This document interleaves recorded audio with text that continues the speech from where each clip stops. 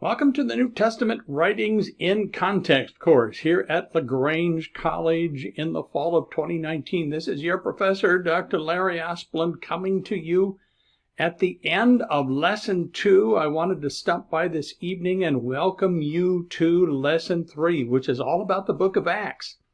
It's all about the origins of the church, which is obviously relevant to us. It's, an exciting story, an important story.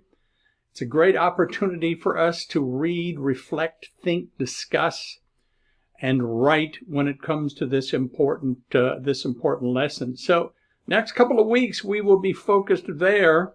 The Lesson 3 learning outcomes are, first of all, to acquire an understanding of the background of the book of Acts and its role in telling the story of the first church. Number 2, to think critically about the reality of the first church in its context, which was obviously very different than our own.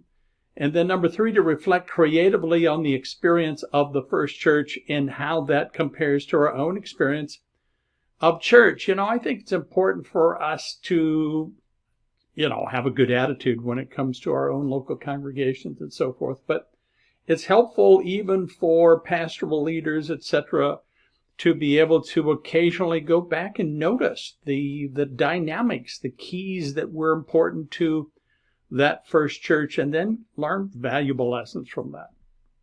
So, Lesson 3, Week 1, there is a reading assignment, as you can imagine, in the text by Corey, only chapter 12. Of course, that's the chapter that's relevant to our subject in Lesson 3.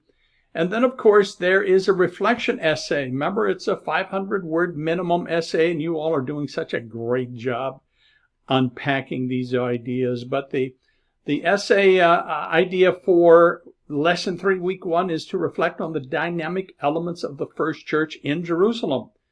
And how might that influence your personal understanding of the church? I really love, the last few words, particularly in chapter 2, when it talks about the fact that those early Christians were devoted to certain kinds of things that really formed a lifestyle for them.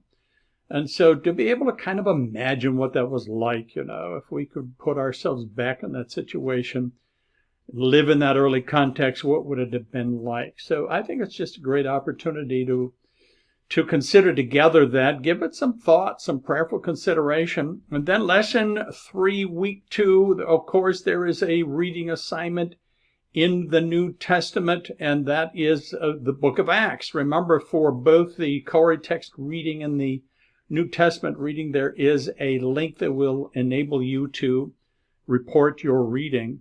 And then an important discussion forum in Week 2. The book of Acts is Volume 2 to the Gospel of Luke, providing an extended account of the spread of the gospel from Jerusalem to Rome. So the idea is this: to discuss one element of the first church that impresses you as important to the spread of the gospel. What do you think? What really stands out in your mind as being important? What was the key to the kind of effect they had in the Roman Empire and so forth? It's just a great chance for us to put ourselves back in that situation.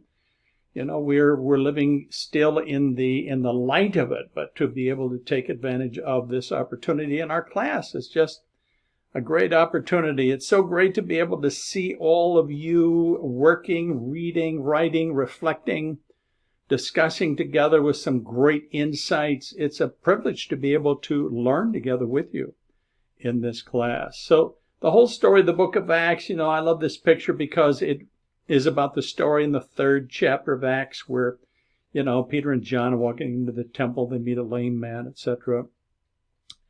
And, preach the gospel. 3,000 people come to faith in Christ. I've often wondered as an old pastor, what would it be like if I had 3,000 new converts in one day? You'd have to change the way you do church, I would imagine. And so, there's just so many good stories and good lessons to be learned in the book of Acts. It's going to be another great week. I'm really looking forward to sharing it with you. Please understand, as always, that I am here committed to you, praying for you every day. I'm committed to your learning in this class, but also to your success as students. So don't hesitate ever to let me know how I can serve you. God bless you, everybody. Just have a great Lesson 3.